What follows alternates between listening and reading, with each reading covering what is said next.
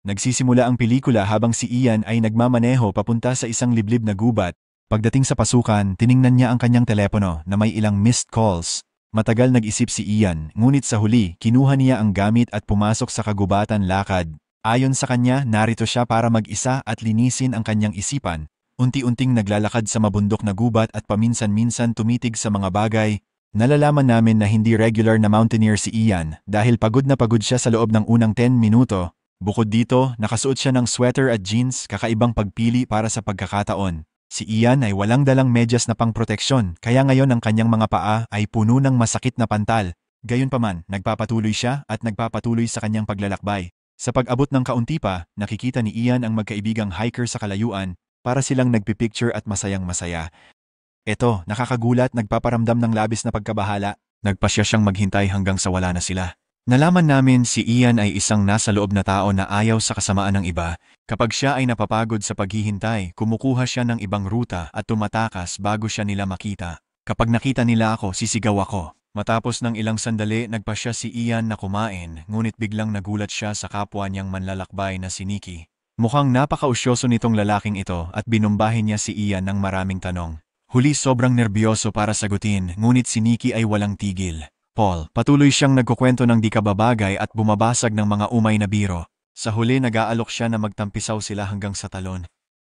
Si Ian ay desperadong mag-isa, ngunit sinisikap ni Nikki ang kabaliktaran. Pinapapunta rin niya si Ian sa unahan para hindi ito makatakas. Sa buong paglalakbay, patuloy na nagsasalita si Nikki bagaman kaunti ang tugon. Tanging impormasyon na alam niya. Si Ian ang kanyang pangalan at siya ay dating may-ari ng isang negosyo. Pagkatapos ng ilang oras ng paglalakad, isang pagod na Ian ang nagsabing gusto niyang umihi, ngunit sa halip na payagan siya, si Nikki ay biglang tumalikod. Nagpatuloy ang dalawa sa paglalakbay hanggang marating ang kubo sa gitna ng kagubatan. Hanapin ang naunang magkasintahang Monica at Austin doon, na papunta rin sa talon. Noong gabing iyon, sinubukan ni Ian lutuin ang karne sa kusina nang magpakita si Nikki. Siya ay napakabahala kaya hinugot niya ang karne mula sa kalan kahit hilaw ito. Subukan niyang umalis pero hinimok siya ni Nikki na lutuin ito ng maayos. Sumunod si Ian at ibinalik ang karne, ngunit sobrang nalito siya kaya't nasunog ang kalan. Sa kabutihang palad, sina Nikki at Monica ay sumugod upang patayin ang apoy. Matapos ang pangyayaring ito, kinuha ni Ian ang kanyang mga gamit at tahimik na lumabas ng kubo, subalit sa paglalakbay ng kaunti pa, nakakita siya ng isang bagay sa distansya. Ito ay nakakatakot para sa kanya, kaya agad siyang umiikot at bumabalik sa kubol. Siya ay nagkaroon ng maikling usapan si Austin, na tila mas maunawaing at mahinahon. Sa umaga, habang kumakain si Ian, lumalapit si Nikki sa kanya para sa maikling usapan. Kahit ano ang nangyari kagabi, wala siyang galit sa lahat. Nikki ang umamin na siya ang naglinis ng lahat ng nasunog na pinggan ng walang reklamo. Sinabi niya kay Ian na lahat ng apat ay magsisimula ng hiking ng sabay-sabay. Siya'y muling sinubukang iwanang mag-isa, ngunit nanalo si Nikki ng tiwala niya sa pag-abot ng bagong hiking socks. Umalis ang grupo mula sa kubol ng magkasama, nagkukwento ng iba 002070 ibang kwento at biro. Ang tanging hindi sumali sa usapan ay si Ian, syempre. Nang sila ay umupo para mag-lunch, ibinunyag ni Austin na nakita nila ang isang patay na hayop noong nakaraang araw. Iyon ay nasa gasaan ng barbaro, kaya siya ay curious kung ano ang predator ang maaaring gawin. Kaya hindi pinapansin ni Nikki ito, ngunit umalis si Ian. Nasa malalim na pag-iisip, lumipat ang usapan sa mga relasyon at tinanong si Ian kung may asawa siya. Sinusubukan niyang iwasan ang tanong, ngunit pinipilit siya ng iba para sagot. Ibinunyag ni Ian na may asawa siya, ngunit sila ay hiwalay na ngayon. Pagod sa pagsisiyasat, pumasok siya sa gubat para umihi, ngunit habang siya ay malapit ng gawin ito, napansin niya ang mga gasgas at dugo sa mga puno. Ito ay muling pinaiiral ang takot sa kanya, kaya no 000170 agad siyang tumakbo pabalik sa grupo, marahil ay naiihi sa takbo. Ang apat ay nagpapatuloy sa paglalakbay at naglalakad ng ilang oras ng walang pahinga. Sa isang punto, paranoid si Ian at pakiramdam niyang may sumusunod sa kanila. Pagharap niya, may nakita siyang bagay sa kalayuan na nakakatakot. Agad niyang pinaasahan ang iba at nagtanong kung napansin nila ito. Gayunpaman, kahit pagmasdan ng mabuti, wala silang nakikita. Sa puntong ito, napansin ng grupo na hindi komportable si Ian sa pakikisalamuha. Marahil mga langgam, problematiko, ngunit ayaw nilang masaktan siya, kaya sinasabi nilang gawa ito ng isang random na hayop. Si Nikki ay nagpapahayag na isang kambing ang nawala mula sa lungsod. Oras ang lumipas, dumating ang grupo sa kampo. Sa pagkakataong ito, natagpuan nila ang duha pang bag sa loob, ngunit walang tao sa paligid. Si Ian, gaya ng dati, nag-aalala sa kanilang kinaroroonan, ngunit iniisip ng iba at nagsisimula na mag-jamming gamit ang gitara. Si Nikki ang uri ng taong handang umawit ng Wonderwall. Sa huli ng gabi, hirap si Ian matulog dahil sa pagkabalisa. Habang siya'y naglalakad, lumapit si Nikki sa kanya para magkausap. Tinatanong kung okay si Ian dahil siya'y acting very weird sa buong journey. Pinipilit niya itong mag-open up at sa wakas ay ini-expose ng huli na siya'y nararamdaman ng sobrang lungkot dahil sa ilang personal na issues. Nikki ay naaawa sa kanya kaya't ibinigay niya ang sleeping pill na agad iniinom ni Ian. Pag-alis ni Nikki, nagsisimula ng magpakalat-kalat ang kakaibang lalaki. Sa paligid ng kwarto, nagwagi ang kuryosidad sa kanya at sinimulan niyang inspeksyonin ang isa sa mga iniwang backpack. Nakakakita siya ng isang kamera sa loob nito na agad niyang binuksan. Natuklasan niya ang duwang babae na naglalakad sa gubat at nag-e-enjoy. Pero sa isa sa mga larawan, nakita ni Ian ang isang lalaki na pumapara sa kanila mula sa malayo. Kapag nag-zoom in siya ay nagulat nang malaman niya na ang lalaki ay walang iba kundi si Nikki. Sinusubukan ni Ian na alamin pa ngunit biglang siyang nahihilo. Sa palagay niya, ipinasa sa kanya ni Nikki ang bawal na gamot sa halip na sleeping pill. Sinubukan niyang tumawag ng tulong, ngunit agad siyang nawalan ng malay at bumagsak. Pagkagising ni Ian sa umaga, napagtanto niyang mahimbing ang kanyang tulog. Natuklasan na binalutan ni Nikki siya ng kumot upang hindi magkasakit. Ngunit si Ian ay nagdududa sa maingay na lalaki at nagpatuloy sa pagbunyag sa kanya.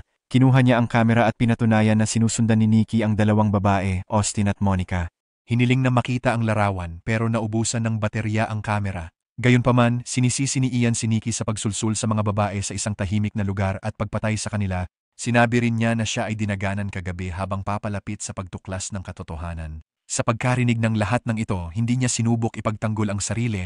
Nabigla siya na may ganitong mga paratang laban sa kanya. Kahit ang dalawang iba ay nalilito sa sinasabi ni Ian, dumating ang dalawang babaeng nagtatampisaw sa kuwadra. Iniwan si Ian na lubos na nahihiya at nagsisisi. Ang pagpuno marahil ay panglaro sa parehong mga babae. Sinabi ko sa'yo, ang lalaking ito'y nangangaliwa. Tinutugtog ang wonder. Ibig sabihin, pareho lang. Sa susunod, lumapit siya kay Nikki at humingi ng paumanhin sa kanyang asal. Sinasabi niya na siya ay naging paranoid dahil sa kakulangang pagtulog at sapat na pahinga. Muling nagpapatawad si Nikki at nagpapakilos na parang walang nangyari. Austin at Monica ay okay din sa sitwasyon bilang sobrang nadarama para kay Ian. Sumusuporta sila sa kanya sa lahat ng paraan na magawa. Sa huli, nagbalot sila ng gamit at nagpatuloy sa paglalakbay. Mabilis silang nakarating sa isang kruskong daan, isang direksyon patungo sa Talon at ang isa pa patungo sa Kauri Forest. Sinabi ni Monica at Austin na nais nilang pumunta sa gubat dahil narinig nila na mas maganda ito, kaya naghiwa-hiwalay ang dalawang grupo at nagpunta sa magkaibang direksyon. Ang mga batang lalaki ay naglakad ng ilang oras at nagsimulang madilim. Sa isang sandali napansin ni Ian ang isang bagay sa kalayuan na nagpapatakot sa kanya. Ngunit agad nawawala ang takot niya nang sila ay batiin ng magandang talon. Naglaan ng sandali ang dalawa upang magdiwang sa kahangahangang tanawin bago magpatuloy sa paglalakbay. Pagkaraan ng ilang sandali, dumilim ng lubusan at kinailangan nilang magtungo sa makitid na daan. Sinusuri ni Ian ang ibang ruta, ngunit pinaninindigan ni Nikki na wala silang pagpipilian. Binigay niya sa takot na lalaki ang mahalagang flashlight at sinabi na siya ang magtungo sa daan. Si Ian ay nag-navigate sa madilim na lugar, ngunit agad siyang nadulas na nagdulot sa flashlight na mahulog pababa ng slope. Nakaayam ito kay Nikki, kaya iniutos niya kay Ian na bumaba at kunin ito. Ipinaalam din niya na gumasta siya ng $300 dito. Akbay mo ako ng pagpatay kung gusto mo pero kunin mo ang flashlight. Sumunod siya ng may pag-aalinlangan at bumababa sa slope para kunin ang flashlight.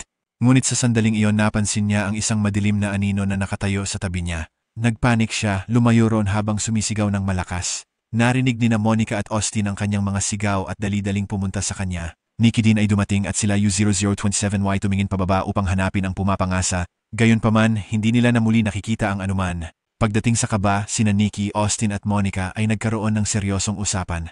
Nag-aalala sila para kay Ian at nais nilang ilabas siya sa kagubatan agad. Dahil nasa mag-asawa, sa pagitan ng honeymoon inalok ni Nikki na maipadala siya. Handa pa rin siyang tumulong sa nerbiyos, kakaibang estranghero kahit sa lahat ng nangyari. Lumapit ang tatlo kay Ian at ininform siya ng kanilang desisyon. Suriin mo, wala siyang problema dito. Kinabukasan, sina Ian at Nikki ay naglakbay patungo sa lungsod. Naglakad sila ng ilang oras hanggang sa kailangan ng dumumi si Nikki, kaya pumunta siya sa isang tabi. Si Ian ay kumukuha ng sandali ng katahimikan upang magbalik tanaw sa lahat ng nangyayari. Ngunit habang naliligaw sa iniisip, napagtanto niyang si Nikki ay hindi pa bumabalik. Tumawag siya sa kanya, ngunit walang tugon.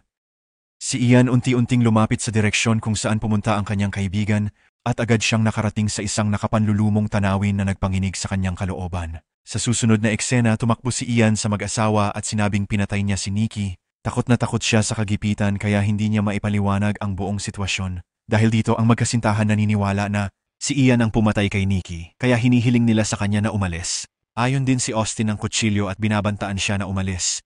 Matapos ang ilang sandali, nang marating ng magkasintahan ng kaunti pang malayo, nagpasya silang kumuha ng litrato. Ngunit biglang hinila si Monica ng isang di nakikitang lakas. Doe ay nagpadala kay Austin sa pagkabahala at siya ay nagmadali upang hanapin siya. Gayunman, natagpuan lamang niya ang kanyang pinaslang na labi na nakahiga sa gitna ng kagubatan. Si Ian ay naroon din na nagpapahanap kay Austin na baka siya ang pumatay. Sinubukan niya siyang atakihin, ngunit naipit ang kanyang binti sa trap ng oso. Ito kung kailan lumitaw sa malayo ang isang malaking ibong tulad ng dinosaur at isinama ang bangkay ni Monica.